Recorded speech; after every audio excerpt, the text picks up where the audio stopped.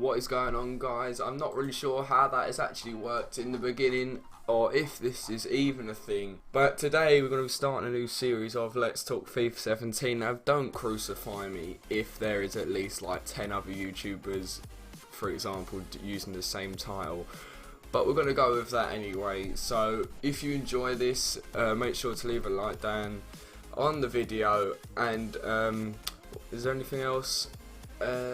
Yeah, that's pretty much it. Now I'm only going to cover sort of the important stuff. I'll try and give my opinion on things that hopefully other people haven't really thought about, and I'm going to cover career mode as much as Ultimate Team. I don't really play much of career mode now. I used to before, but yeah, let's get straight into it. So basically, this is the article from Foothead. I think they posted it 3 days ago, and today is the 15th of August.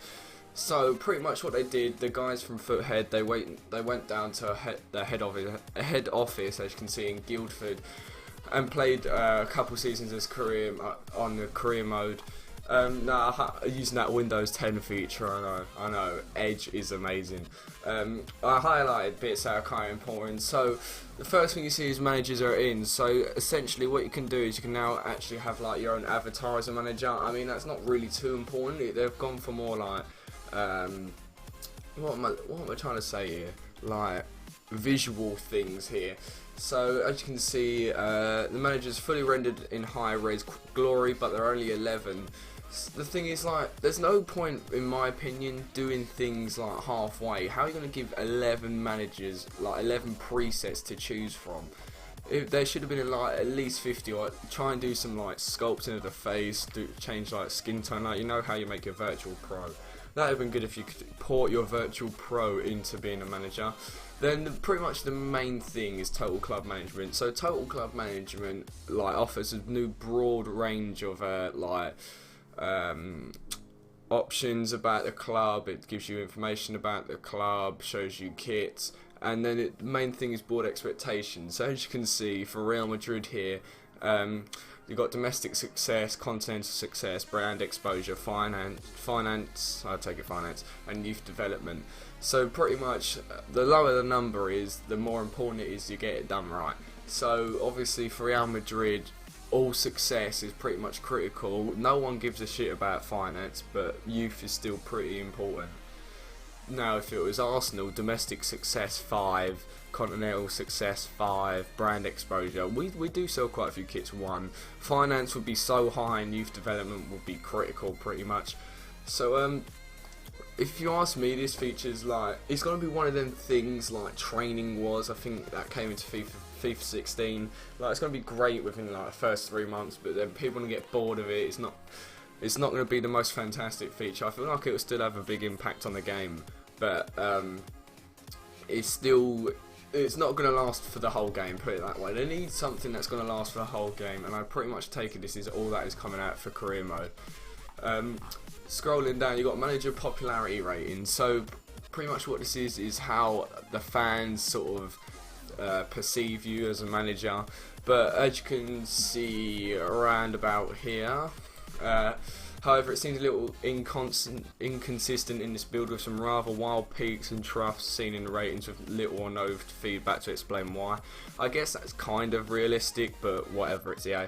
There are also quite a few events that I'd have to expect to boost the ratings, like beating Man City in the derby. This guy was playing as Man U. That had no impact on it whatsoever. So this is an early build, so I suggest that they're actually going to change some things.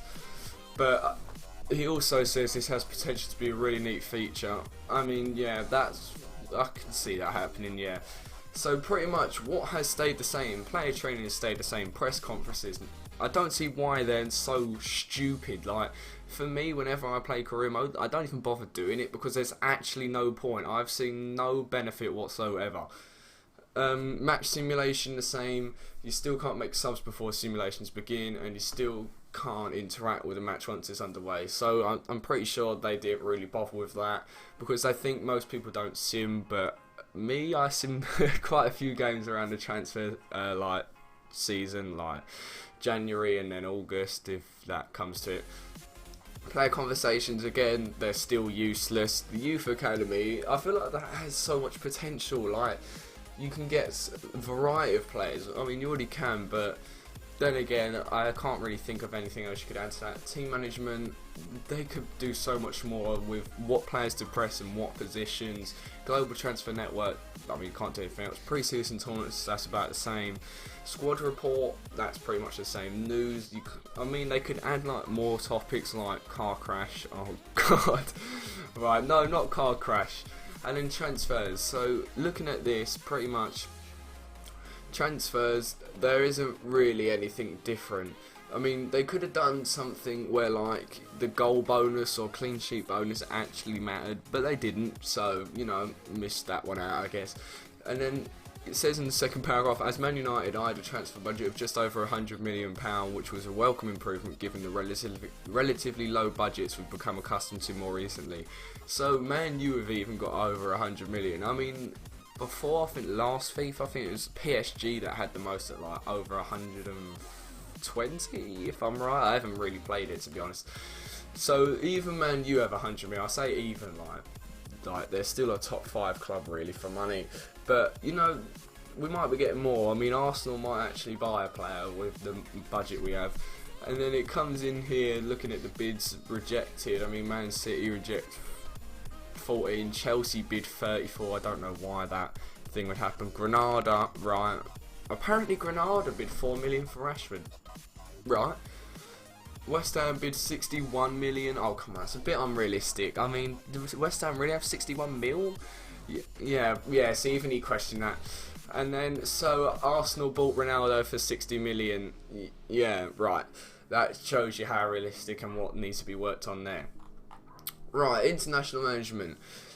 In my opinion, I don't see why like you are even offered a management for international even in your first season.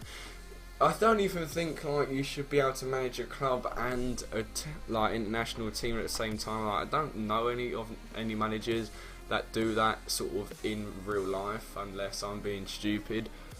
But I can't think of any. So then I take it, if it was like that, as an international manager, you just skip to tournaments and friendlies, and that's it pretty much, I guess.